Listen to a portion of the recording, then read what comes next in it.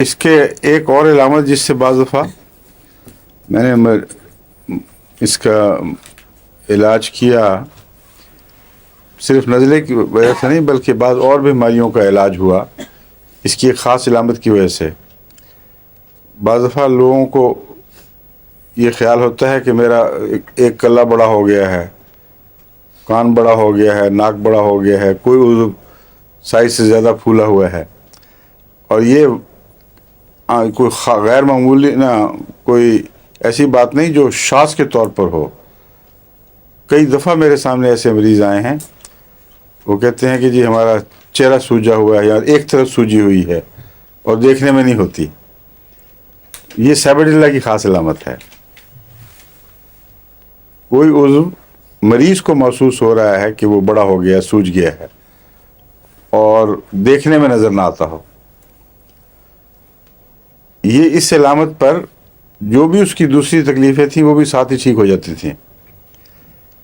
ایک خاص طور پہ مجھے کیس یاد ہے، ایک عورت کا تھا جس کو ہاسپٹل میں بالکل انہوں نے لا علاج قرار دے دیا تھا، اور اس کی یہ علامت بڑی نمایاں تھی، کہتی تھی کہ میرا ایک حصہ جسم کلے کا جو ہے نا ایک طرف یہ سوجا ہوا ہے، تو وہ کچھ بھی نہیں تھا، ٹھیک ٹھاک تھی۔ اس کو سیبڈیلا دی تو اللہ کے فضل سے سب علامتیں ٹھیک ہو گئیں۔ تو بعض جو ریئر چیزیں ہیں نا، جو غیر معمولی باتیں کوئی دماغ میں کوئی خیال بیٹھ جاتے ہیں، ان سے دوا تلاش کرنے میں بہت مدد ملتی ہے۔ اس میں صرف سوجنے کا نہیں، بعض چیزوں کو متعلق مثلا کہتے ہیں کہ لمبس کروکڈ ہو گئی ہیں، مڑ گئی ہیں میری وہ پسلیاں، اور لمبس ٹانگیں ٹیڑھی ہوئی ہیں، اور یہ وہم ایسا پکا ہو جاتا ہے کہ وہ پھر مریض کے دماغ سے نکالا نہیں جا سکتا۔ توہمات کے پہلو سے بعض دوائیں بہت اہمیت رکھتی ہیں، کیونکہ اگر تب وہ خاص قسم کا وہم موجود ہو تو اکثر وہ دوائیں دوسری بیماریوں کو بھی ٹھیک کر لیتی ہیں۔ عجیب و غریب وہم ہوتے ہیں۔ ایک تھوجا کا وہم ہے۔ کیا ہے تھوجا کا وہم؟ ہاں بتاؤ۔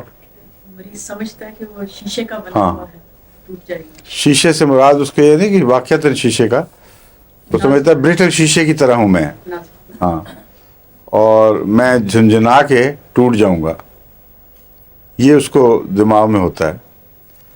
اور ایک ایسا مریض تھا جو پھرا کرتا تھا آہستہ آہستہ کہ کہیں ٹھوکر نہ لگے، کسی کو قریب آئے تو ہاں دیکھنا ذرا میں کہیں ٹوٹ نہ جاؤں۔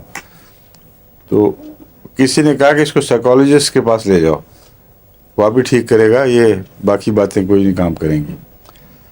تو سائیکالوجسٹ کے پاس لے گئے، تو سائیکالوجسٹ نے کہا کہ اس کا ایک ہی علاج ہے کہ میں اس کو تھپڑ ماروں گا زور سے، تو جب نہیں ٹوٹے گا تو پھر ٹھیک ہو جائے گا۔ تو انہوں نے کہا ٹھیک ہے پھر کر کے دیکھ لو۔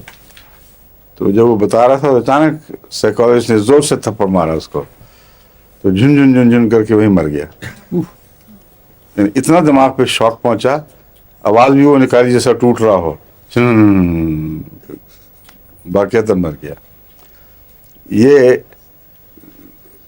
لطیفہ ہے، بظاہر تو لطیفہ ہی لگتا ہے، لیکن لکھا ہوا ایسا جیسا واقعہ ہوا ہو، واقعات اللہ بہتر جانتا ہوا تھا کہ نہیں۔ مگر میں نے اس لیے بتایا ہے کہ مریض کا جو وہم ہے اس کو زبردستی دور کرنے کی کوشش نہیں کرنی چاہیے۔ یہاں جو ظالم مولویوں نے کئی دفعہ لڑکیاں مار دی ہیں جن نکالنے کے لیے، کئی قید میں بھی ہیں، کئیوں کے وہ مقدمے ہیں، وہ کئی تو نہیں، ایک آدمی تو مجھے پتہ ہے قید میں ہے، اور ایک دو اور بھی مقدموں میں ذکر ملتا ہے ان کا بھی یہی حساب تھا۔ وہ کہتے تھے کہ جن کا ان کو مار کوٹ کے ہم جن نکالیں گے دماغ میں۔ بعض تو سچ میں مولوی یہ سمجھتے ہیں کہ بعض آیتیں پڑھی جائیں تو ان سے جن نکل جاتے ہیں، اور اگر نہ نکلے تو پھر ڈنڈا اٹھا لو، مار مار کے نکال دو۔